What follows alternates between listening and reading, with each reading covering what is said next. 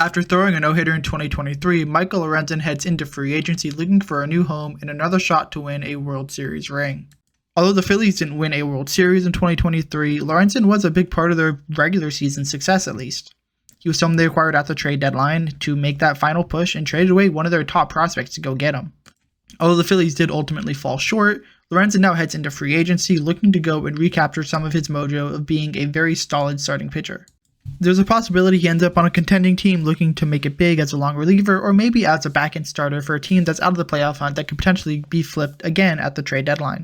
Lorenzen will definitely end up with a major league deal. It's just a matter of where he's going to end up with pitchers and catchers report next month in February or what happens later in the line when spring training starts.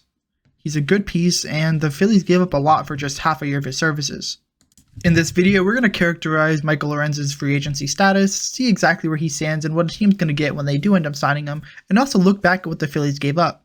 They gave up one of their top prospects, so this was not a cheap deal by any means, so we'll see exactly where these players ended up and what they're going to contribute to the Detroit Tigers. If you like this video, go ahead and drop a like or subscribe to the channel. It really helps out, and you'll also get a ton of more baseball content, not only from me, but from really awesome baseball content creators out there as well. Without further ado, let's dive into Michael Lorenzen as a free agent and what this trade meant for both the Phillies and for the Detroit Tigers. Lorenzen went to Cal State Fullerton, where he was drafted in the first round by the Reds in the 2015 MLB draft, and he actually didn't pitch a ton, only 45 innings in college, and that was mostly because he played center field and he was a very good center fielder. The Rays liked him so much they took him in the 7th round of the 2010 draft after hitting .400 as a freshman in high school. That's just the kind of player that he was. He was an outfielder that people didn't think was going to end up pitching. Granted, he was a high leverage reliever for the Titans, which is what Cal State Fullerton University's mascot is, and he was a good pitcher, and that's exactly where he ended up today. He signed a 1-year prove-it deal with the Tigers this offseason, and it paid off in a big way for him. He ended up getting shipped off to a contender, and the Tigers got a really good prospect in return. En route to his first All-Star Game appearance, he pitched to a 3.58 ERA, a 3.86 FIP, and about 20% strikeout percentage, which we'll get to in a little bit when his time with the Phillies is one of the big indicators that something was a little off. He also wasn't walking a lot of guys, 6.5% walk percentage, so he was doing a really good job of minimizing the amount of damage players were going to get. He's not a big strikeout guy. There's been a couple seasons where it's been a little high, a couple seasons where it's been a little bit closer to 15%, but he's just never been known to be a big strikeout guy. And the biggest call here is the fact he got his walk rate really low. In 2020, it was above 11%, same in 2021. 2022, it was 10.7%, so he really brought that down a little bit, and that was a big reason for his success. His success in Detroit was a big reason why he was a hot commodity at the 2023 trade deadline. There were many teams looking for starting pitching to bolster their run towards the World Series, and the Phillies ended up prevailing for his services. The bidding was pretty high, even for only half a year of a player. Lorenzen was a highly sought-after piece, and what the Phillies gave up will reflect that. We'll get to what they gave up in a little bit, but first we need to talk about exactly what Lorenzen did in Philadelphia. Lorenzen really struggled outside of his no-hitter night in Philadelphia, pitching to a 5.51 ERA, and some of the advanced metrics back that up. A 5.81 FIP, a 5.72 SIERA just doesn't cut it. His strikeout rate also dropped by over 6 points to 13.6%, and he was walking more batters as well. It seems like he just lost a little bit of his touch when he headed to Philadelphia, and that really put an impact on what the Phillies could do with him. Heading into the postseason, they ended up demoting him to the bullpen, not using him on their 4-man pitching rotation, and unfortunately, he didn't provide much help in the postseason. He didn't pitch against Miami, but he did pitch in the divisional series against Atlanta and the championship series against Arizona, where he combined for 2 2/3 innings pitched, allowing 2 walks, 2 hits, and 1 strikeout. So he wasn't really stellar in the postseason, but he didn't allow an earned run, and that's all you can really ask for out of a pitcher.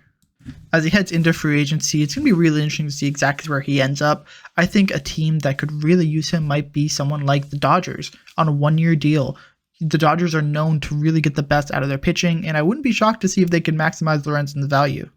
The Dodgers have a ton of young pitching, and with players like Tony Gonsolin and Dustin May likely out for the entire season, I think Lorenzen can very easily slide into that 4th or 5th starting pitcher role, or maybe in the long reliever role if they really need it, and be a nice veteran presence for a very young pitching staff.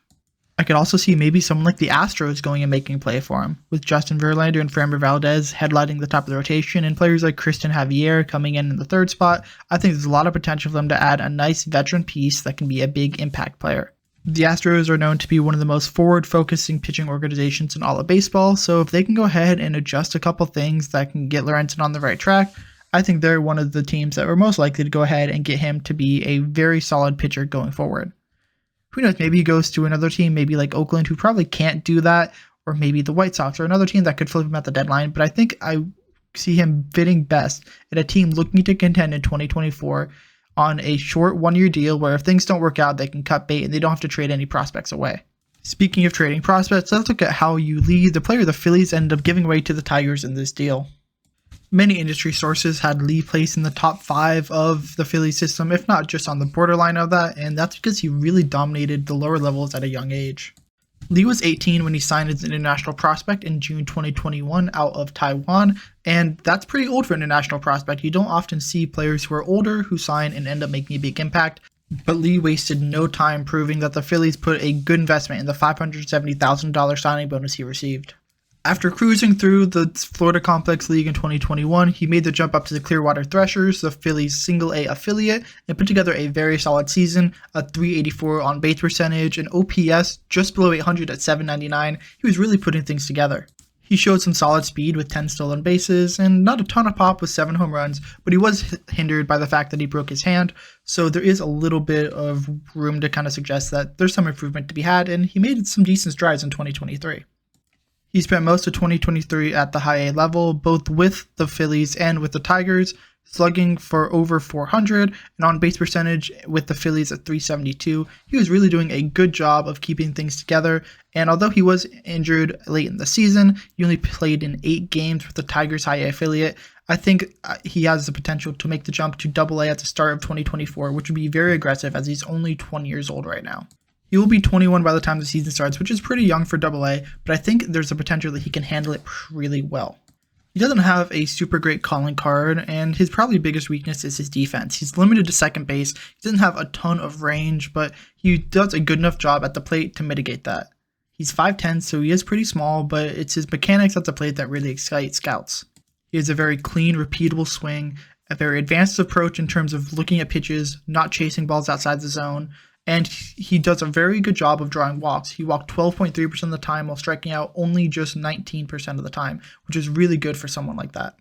He's continuing to build muscle, and the Tigers are really banking that he can get a little bit more power into his game. I think the potential is there. He is kind of smaller, so the fact that he's bulking up, he gained 10 pounds between 2022 and 2023. I expect that number to increase more as well in 2024, and I wouldn't be shocked to see him hit for more than 10 home runs in a season this season at AA. AA can be a little bit more of a pitcher's park sometimes, but I think it's a potential to be a very solid hitter. Maybe not a power hitter, but a guy who can get you a home run if you really need it. He projects to be a solid second baseman at the major league level, maybe making an all-star team 1 year, maybe 2. He's not going to be a star. He's not going to be a household name, but he's a guy, if on your fantasy drafts, could be a very late round flyer in a couple years. I think he has the potential to be a very good piece, someone that you look forward to seeing batting 6th or 7th in your lineup. He has an above average hit tool. If you can really tap into that, he'll be a very good player going forward, and he loves the game of baseball. If you talk to him or you see his workouts or you see what his teammates say about him, they love his work ethic. They know that he loves the game. He loves to just hit the ball. He loves making contact. He loves running the bases. He loves playing baseball. And that's a really important trait. There's people who love baseball and people who love being baseball players, and there's no doubt that he loves the game of baseball. I'm rooting for Hao Yu Lee, and I think there's the potential for him to be a very good player going forward, a starting second baseman for the Tigers for a very, very long time.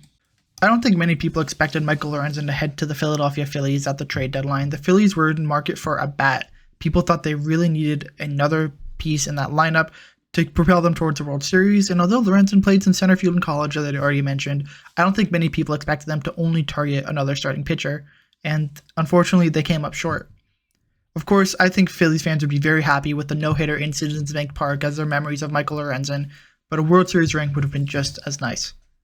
For Hao Yu Lee, I think he has the potential to be a very good player, and although I don't think the Phillies would go back on this deal, I think the Tigers are very happy with what they got.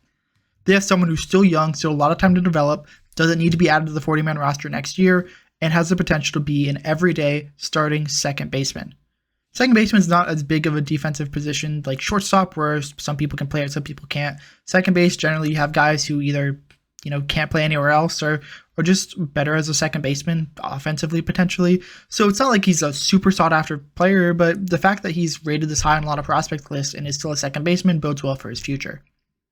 He has played a little bit at third base and at shortstop, but I really do think his home in the future is at second base, and I think Tigers fans will be more than happy to have that. So thank you so much for watching this video. I really hope you liked what I put out. There's going to be 2 videos on your screen, the top left, top right. Go ahead and watch those if any of those interest you. And of course, the baseball right there in the middle, or the link in the description to subscribe to the channel. It really helps out a lot.